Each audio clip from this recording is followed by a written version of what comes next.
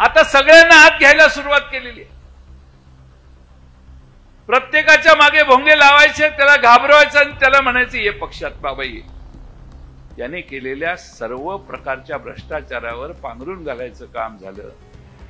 एकच माईचा लाल महाराष्ट्रामध्ये निघाला, ज्याला सर्व प्रकारची भीती दाखवली तरी तो बदला नाही, बाजूला सरला नाही, ते म्हणजे अनिल बाबू देशमुख।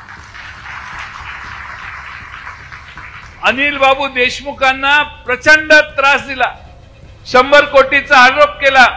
त्या 100 कोटीच्या आरोपावरून आमच्या पक्षावर प्रचंड टीका करण्यात आली। अनिल बाबूंना अनेक धमक्या दिल्या, ईडी झालं, 94 वेळा तर मला वाटतं त्यांना इन्कम टॅक्सची रेडला तोंड द्यावं लागलं।